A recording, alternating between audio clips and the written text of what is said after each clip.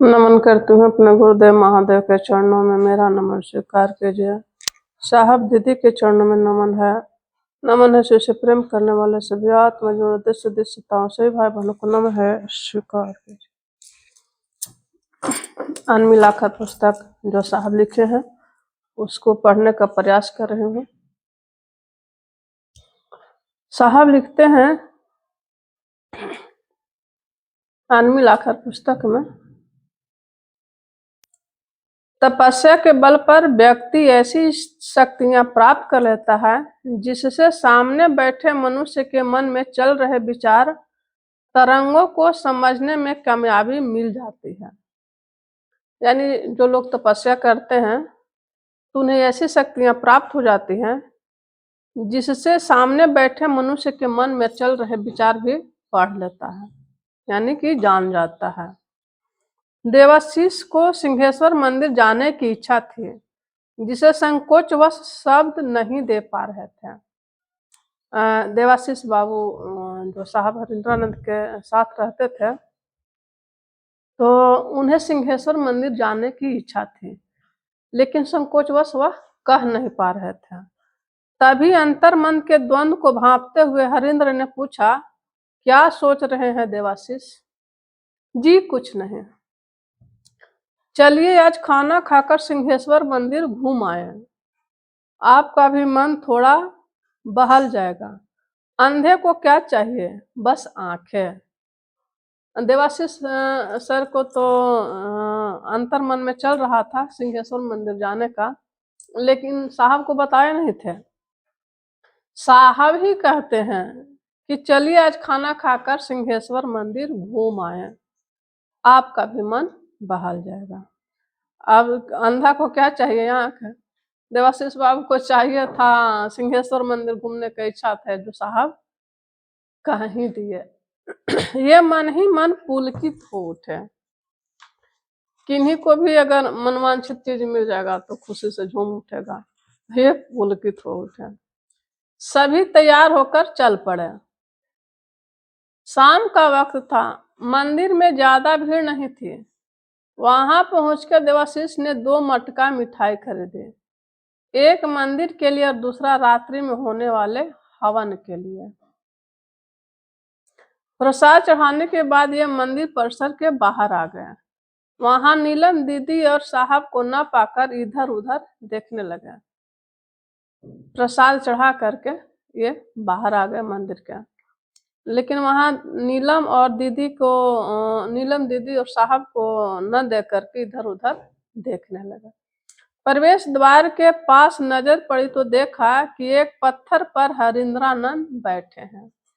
यानी साहब हरिंद्रानंद एक पत्थर पर बैठे हुए उनको नजर आया। नीलम पास में खड़ी हैं तथा कुछ और लोग भी चारों ओर खड़े हैं। दीदी भी साथ ही उनके थे। तेजी से उधर बढ़े। नजदीक पहुंचकर ज्ञात हुआ कि सभी एक दूसरे को पहले से जानते हैं। यानी कि वहां पर जो भी लोग थे बातचीत कर रहे थे, सब लोग एक दूसरे को बहुत पहले से जान रहे थे, यानी परिचित थे। सबों के बीच प्रसाद का वितरण किया गया। घर भी समय पर पहुंचना था। हवन का समय जो हो चला था, यानी कि मंदिर से आने के बाद घर में भी हवन होना था। देवाशीष आप शिव को गुरु मान लीजिए। साहब कहते हैं कि देवाशीष आप शिव को गुरु मान लीजिए। साहब के मुंह से एक अलौकिक वाक्य निकला जिससे इनके जीवन की दिशा ही बदल गई। साहब कहते हैं देवाशीष को कि आप शिव को गुरु मान लीजिए। गृहस्थों को तो साधु संतों के आशीर्वाद की आकांक्षा होती है। यानी जो गृहस्थ होते हैं तो सब उन्हें लगता है कि कोई साधु आशीर्वाद है, उन्हें अच्छा लगता है।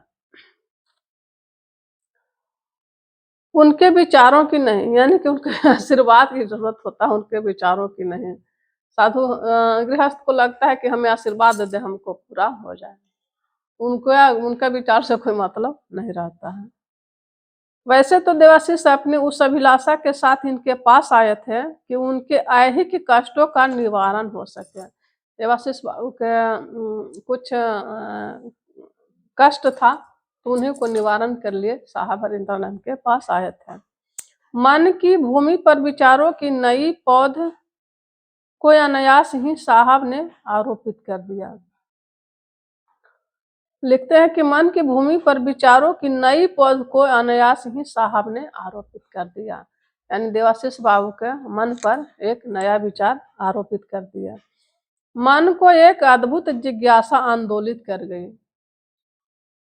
देवाशीष बाबू को एक जिज्ञासा हुई, भला शिव कैसे गुरु हो सकते हैं जिसको मैं प्रत्यक्ष देख नहीं सकता, जो दृश्यमान है ही नहीं, वह भला मुझे शिक्षा दीक्षा कैसे दे सकता है।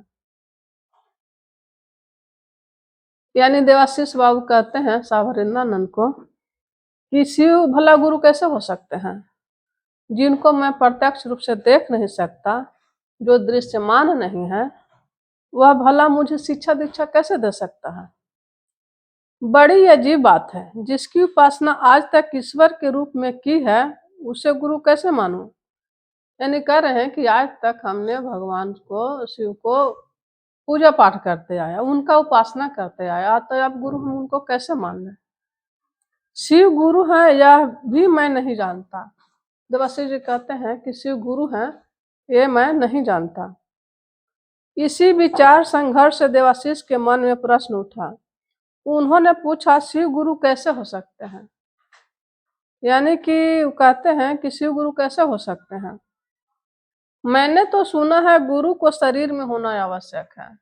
यानी देवाशीष बाबू कहते हैं साहब से कि मैंने तो सुना है कि गुरु को शरीर में होना आवश्यक है, तभी तभी हमें अपने गुरु मंत्र द्वारा गुरुमुख करेंगे। यानी जो मंत्र देते हैं शरीर में रहेंगे तभी देंगे। साहब ने कहा वही महादेव जो मेरे गुरु हैं आपके भी हो सकते हैं। साहब हरिंद्रानंद तो शिव को गुरु बना लिए थे पहले ही, तो उन्होंने कहा देवाशीष जी को कि मेरे गुरु महादेव हैं आपके भी हो सकते हैं। शिव मंदिरों में आप अलौकिक कामनाओं की पूर्ति के लिए जाते हैं और कामनाएं भी पूरी होती है, तो वही शिव ज्ञान क्यों नहीं दे सकते। साहब समझाते हैं देवाशीष बाबू को कि जब कामना लेकर के मंदिर जाते हैं तो कामना पूरी होती है, तो वो शिव ज्ञान क्यों नहीं दे सकते हैं। केवल ज्ञान पाने की लालसा आवश्यक है, यानी कि जिस तरह से मनौती गछौती करते हैं वो पूरा हो जाता है, तो उसी तरह से ज्ञान पाने की लालसा होनी चाहिए। शिष्य भाव की जरूरत है, यानी भगवान को भक्त के रूप में जाते हैं तो यहाँ गुरु को शिव के शिष्य भाव की जरूरत है। मंदिरों में भगवान शिव शरीर में तो नहीं है, शिव एक भाव सत्ता है, उन्हें बस अपना गुरु मानने की जरूरत है। साहब समझा रहे हैं देवाशीष बाबू को कि भगवान शिव शरीर में तो नहीं है, शिव एक भाव सत्ता है, यानी कि उन्हें भावजन्य प्रेम लभ्य है, उन्हें बस अपना गुरु मानने की जरूरत है। देवाशीष ने पूछा कि कैसे बनेंगे और क्या करना होगा। यानी साहब से पूछते हैं कि गुरु कैसे बनेंगे और क्या करना होगा गुरु बनाने के लिए। अरे इसमें कुछ करना थोड़े ही है, साहब ने कहा शिव आपके गुरु वैसे ही होंगे जैसे मेरे हुए हैं। यानी साहब समझा रहे हैं कि जैसे मेरे गुरु हैं उसी तरह से आपके भी गुरु हो जाएंगे।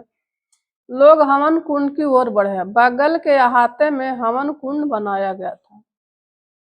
धूप, काला तिल, बेलपत्र, मधु, घृत, रक्त, चंदन, मखाना आदि विभिन्न वस्तुओं को मिलाकर साकल तैयार किया गया था। यानी जो हवन कुंड में सामग्री लगती है, जैसे धूप हो गया, काला तिल हो गया, बेलपत्र, मधु, घृत, रक्त, चंदन, मखाना आदि सभी वस्तुओं को मिला करके साकल तैयार किया गया था। समेत स्वर से स्तोत्र का पाठ कर गुरु का आवाहन किया गया। हवन आरंभ हो गया, यानी सब मिल करके हवन आरंभ शुरू कर दिया। सारे लोग संध्याकालीन हवन में मंत्रों की मुख्य आहुति देने लगे। यानी कि जो भी वहां बैठे हुए थे तो सिर्फ हवन देते थे, कुछ बोलते नहीं थे, यानी मुख्य आहुति देने लगे। हवन जैसे ही समाप्त हुआ तभी हवन कुंड के कोने के ऊपर अपूर्व आलोक उतरता दिखाई पड़ा। यानी जैसे ही हवन समाप्त होता है, हवन कुंड के कोने के ऊपर एक अपूर्व आलोक उतरता दिखाई पड़ा। लगा मानो कोई दीप वर्तिका हवन कुंड के कोने में उतर रही है।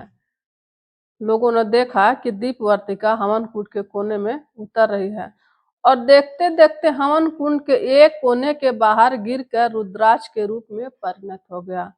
जो दीप प्रज्वलित थी हवन कुंड के कोने में, वो देखते देखते यानी कि गिर करके रुद्राक्ष में परिणत हो गई, रुद्राक्ष बन गया। रुद्राक्ष अर्थात रुद्र का अक्ष। साफ समझाते हैं कि रुद्राक्ष का मतलब होता है रुद्र का अक्ष। रुद्र के नेत्र से उत्पन्न होने के कारण इनकी संज्ञा हुई है।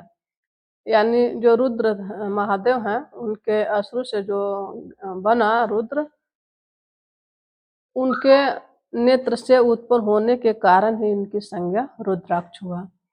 कहा जाता है त्रिपुरासुर नामक दैत्य का नाश करने के निमित्त भगवान ने अपने नेत्रों को बंद कर लिया था।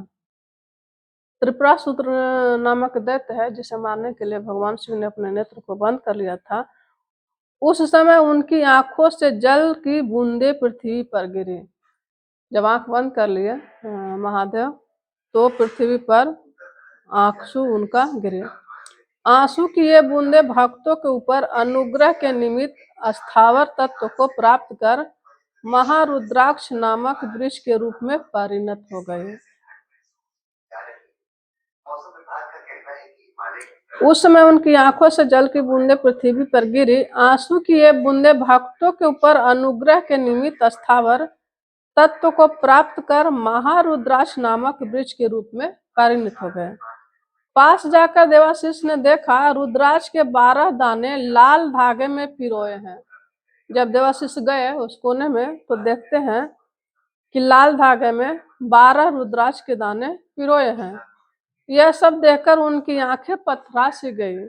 कोई कुछ नहीं बोल रहा था। अहाता हवन के धुएं से आच्छादित और सुगंधित था। पदाधिकारी होने के कारण हरिंद्रानंद को लोग साहब कहकर श्रद्धा देते हैं। अब धीरे धीरे ये वरेण्य गुरु भ्राता के संबोधन से संबोधित किए जाने लगे। इनके लिए कोई नई बात नहीं थी। चमत्कार इनमें रसा बसा था, जिसे देखकर या समझकर भी ये अचंभित नहीं होते। साहब को तो ये सब आम बात हो गया था, रुद्राक्ष गिरना, कुछ चावल पे मैसेज आना, ये सब उनके लिए आम बात हो गया था, इसलिए साहब को कोई फर्क नहीं पड़ा। हरेंद्र हमेशा कहते हैं, मैं भगवान शिव की चर्चा करके सन्नाटे को भंग करता हूँ, शांति को नहीं। यानी सन्नाटे को भंग करता हूँ, शांति को नहीं। शांति भीतर की चीज है और सन्नाटा बाहर का। मौन तोड़ते हुए एक व्यक्ति से कहा, देखो क्या गिरा। हवन में बैठे सभी लोगों की इच्छा हुई कि एक दाना प्रसाद स्वरूप उन्हें भी प्राप्त हो। यानी जो भी लोग वहां पर बैठे हुए थे हवन में, तो सभी को लगा कि 12 रुद्राक्ष का दाना है, तो एक दाना हमें भी मिले। तभी साहब ने कहा कि यह तो जिसने दिया है वही तय करेगा कि यह रुद्राक्ष का कंकन किसका है, मैं कैसे दे दूं। यानी कुछ लोग बोले कि एक दाना हमें भी दे दीजिए, तो साहब बोले कि जिसके लिए जो गिराया है उसको वो बताएगा कि किसके लिए है, मैं कैसे दे दूं। हवन कुंड की आरती करने के बाद सभी लोग पूजा घर के में प्रणाम करने गए। यानी हवन के बाद सभी लोग पूजा घर में प्रणाम करने गए। तभी उदय बाबू ने देखा पूजा घर में बिछे चावल पर कुछ लिखा है। उसे पढ़ा गया, यह रुद्राक्ष देवाशीष के लिए है। पढ़ते ही देवाशीष तो अवाक हो गया।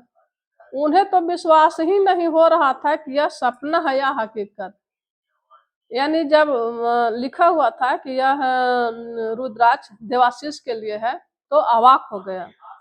उन्हें लगा कि कहीं सपना तो नहीं देख रहे हैं। इनके पैर हवा में नहीं थे। मन प्राण ऊर्जा से लबरेज। नीलम दीदी ने दो मूंगे के साथ, दोनों के साथ उन्हें 12 दानों को गूंथ दिया, जो आज भी देवाशीष की कलाई पर बंधा दिखता है। दीदी नीलम ने उन रुद्राक्ष के दानों को लाल मूंगा में बांध करके और उन्हें पहना दिया। यह परिवर्तनकारी मोड़ था उनके जीवन का। अब स्थिति ऐसी हो गई कि देवाशीष उनके यहाँ से वापस आना ही नहीं चाहते थे। यानी जब देवाशीष को रुद्राक्ष हवन कुंड में प्राप्त हुआ, तो उसके बाद से उनमें परिवर्तनकारी मोड़ आ गया और वो साहब के पास से हटना नहीं चाहते थे। लेकिन फिर वे तीसरे दिन घर लौट आए। सभी भाई बहनों को प्रणाम।